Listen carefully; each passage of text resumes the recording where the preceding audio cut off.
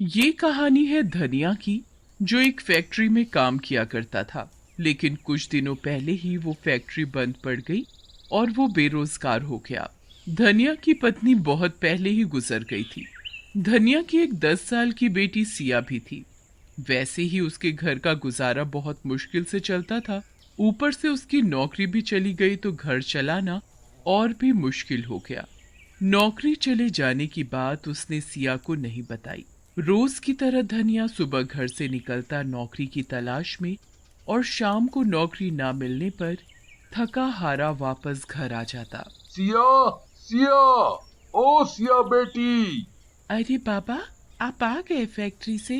पर आज भी मैं तेरे लिए रंग और पिचकारी लाना भूल गया। अरे कोई बात नहीं बाबा, कल ले आना। फैक्ट्री के सेठ ने बोला है होली पर सबको दिवाली की तरह बोनस मिलेगा। जब बोनस मिलेगा उन पैसों से मैं तुम्हारे लिए रंग, पिचकारी और ढेर सारी मिठाइयाँ लाऊंगा। सिया को पता था कि फैक्ट्री बंद होने के कारण उसके बाबा के पास अब कोई काम धंधा नहीं है। अब वो किसी की दुकान में झाड़ू लगा लिया करते हैं या पीठ पर बोझा उठाकर 2 पैसे लाकर जैसे तैसे घर चला लेते हैं। कभी कभी तो कोई काम नहीं मिलता तो खाली हाथ ही घर लौटना पड़ता है। एक दिन धनिया काम की तलाश में बाजार की तरफ जा रहा होता है। देखते देखते होली भी पास आ गई। कल होली है और मैं अभी तक अपनी बेटी के लिए रंग और पिचकारी भी नहीं ला पाया। हाँ। धनिया ये सब सोचता हुआ चले जा रहा था। तभी उसकी नजर एक रंग और पिचकारी की दुकान पर गई। इस दुकान में मुझे जरूर कोई न कोई काम मिल जाएगा। तो मालिक के पैसों के बदले में अपनी बेटी के लिए रंग और पिचकारी मांग लूंगा। मालिक, कोई काम मिलेगा? कोई काम नहीं है। मैं कोई भी काम कर लूंगा मालिक। झाड़ू लगा दूं या झाड़ पोछा कर दूं दुकान में, कुछ भी।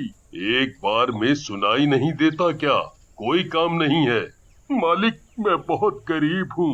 मेरे पास कोई काम धंधा भी नहीं है। कल होली है और मुझे अपनी बेटी के लिए रंग और पिचकारी लेनी है।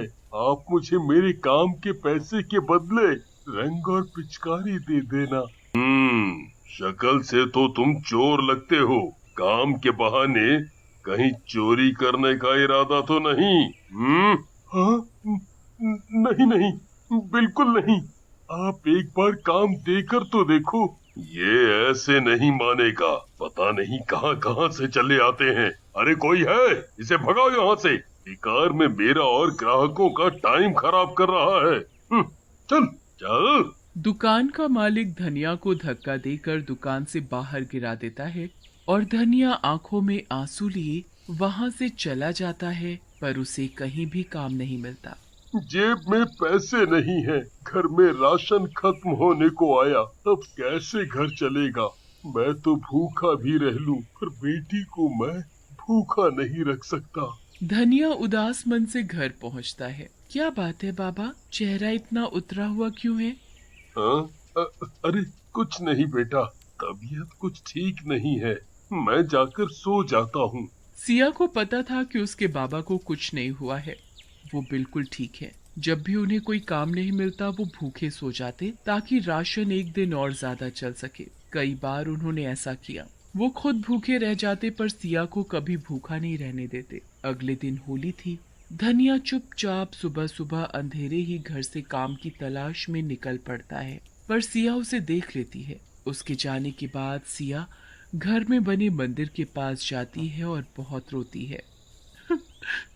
माँ, मेरी तो अपनी माँ भी नहीं, पर तू तो पूरे जगत की माँ है, तो मेरी भी माँ हुई ना। एक बेटी झोली फैलाकर अपनी माँ के सामने भीख मांगती है कि मेरे बाबा को दुख मत दो, वो बहुत दुखी है। माँ, मैं तुझसे कोई धन दौलत नहीं मांगती, पर मेरे बाबा को कोई काम दिला दो जिससे वो 2 वक्त की रोटी खा सके। कल रात भी मेरे पापा बिना खाए सो गए। अगर उन्हें कुछ हो गया तो? माँ तो पहले ही चली गई इस दुनिया से, पर मेरे बाबा मैं अपने पापा को और दुखी नहीं देख सकती। माँ, मैं तेरे आगे हाथ जोड़कर खड़ी हूँ, विनती करती हूँ। मुझे कुछ नहीं चाहिए कभी भी, पर मेरे पापा को कोई काम दिला दे। उधर धनिया। आज होली है, हाथ बिल्कुल खाली है। हे ऊपर वाले, कुछ काम दिला दो। 2 पैसे हाथ में आए तो अपनी सिया बेटी के लिए मिठाई और रंग लेकर जाऊं। हाँ।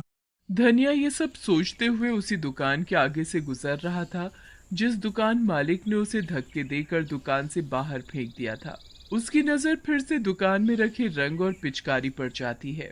तभी दुकान का मालिक जल्दी जल्दी दुकान बंद करके कहीं जा रहा होता है। उसके हाथ में एक बैग भी था जो हड़बड़ी की वजह से वहीं दुकान के सामने गिर जाता है। धनिया उस बैग को उठाकर दुकान के मालिक को देने जाता है, पर उतने में दुकान का मालिक अपनी गाड़ी में बैठकर जा चुका होता है।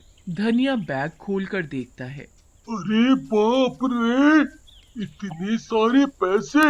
इन सारे पैसों से तो मेरी सभी समस्या हल हो सकती है।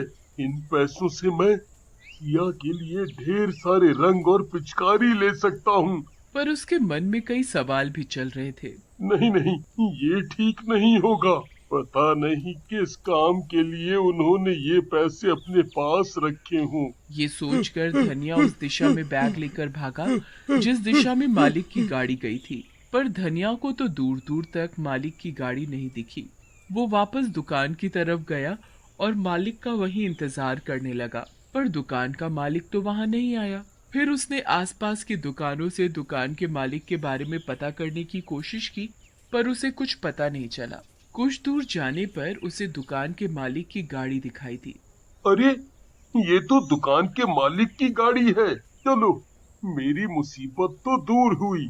ये बैग उन्हें वापस करके बोझ हल्का करूं।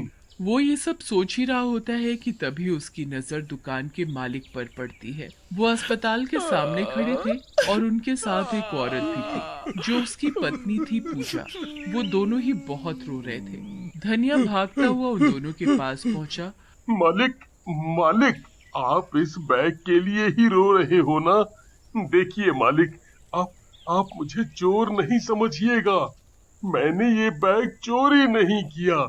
आप अपनी दुकान से बहुत जल्दी में बाहर निकले तो ये बैग वहीं नीचे गिर गया था। धनिया की बातें सुनकर और उसके हाथ में बैग देखकर दुकान का मालिक चौंक गया।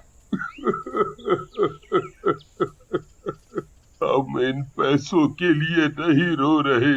हमारा एक ही बेटा है, उसका एक्सीडेंट हो गया है। उसे बहुत चोट आई है। वो जिंदगी और मौत से जूझ रहा है। डॉक्टर ने बोला है उसका खून बहुत बह गया है। खून की जरूरत है उसे, पर हम दोनों में से उसका ब्लड ग्रुप मैच नहीं हुआ। एक आदमी बड़ी मुश्किल से खून देने को राजी तो हुआ, पर बदले में उसने बहुत सारे रुपए मांगे।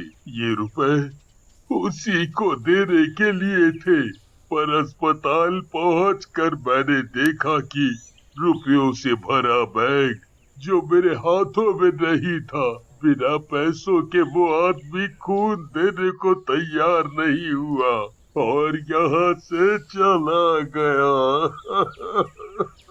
उन दोनों की बातें सुनकर धनिया की आंखें भर आई। मालिक, मैं दूंगा आपके बेटे को खून। आप मेरा टेस्ट करवा लीजिए। क्या पता आपके बेटे का ब्लड ग्रुप मेरे ब्लड ग्रुप से मिल जाए। धनिया का ब्लड ग्रुप मालिक के ब्लड ग्रुप से मिल गया। उसने मालिक के बेटे को ब्लड दिया और मालिक के बेटे की तबीयत में सुधार आने लगा। तुमने मेरे बेटे की जान बचाई।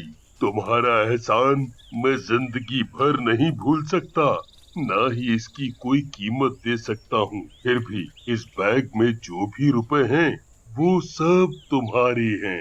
ये आप क्या कह रहे हैं मालिक? जान बचाने वाला तो ऊपर वाला है, मैं नहीं। मुझे ये पैसे नहीं चाहिए। अगर मैं आपसे ये पैसे ले लूंगा तो ऊपर वाले को क्या मुंह दिखाऊंगा? मुझे माफ कर दो, अपनी गलती के लिए। उस दिन मैंने तुम्हें क्या क्या नहीं बोला। मैंने ही तुम्हें अपनी दुकान से चोर बोलकर निकाल दिया था, वो भी धक्के देकर। मालिक, आप मुझे शर्मिंदा ना करें। धनिया वो बैग मालिक को दे देता है और फिर धनिया वहां से अपने घर की ओर चला जाता है। घर पहुंचकर देखता है कि सभी बच्चे बड़े होली खेल रहे हैं, नाच रहे हैं। जैसे ही वो घर पहुंचकर सिया को आवाज लगाता है, सिया बाहर आ जाती है। पर ये क्या? धनिया देखता है कि उसके हाथों में रंग की पिचकारी है। सिया मेरी बच्ची, ये रंग पिचकारी कहाँ से आई? कौन लाया? बाबा, आज मैं बहुत खुश हूँ। मेरी माता रानी ने मेरी सुन ली, आपको नौकरी मिल गई। नौकरी? तभी घर के अंदर से वही दुकान का मालिक और उसकी पत्नी बाहर आ जाते हैं। मालिक, आप यहाँ? ये पैसे का बैग, इसके तुम हकदार हो। ले लो ये, और मैं अपनी दुकान में तुम्हें नौकरी पर रखता हूँ धनिया।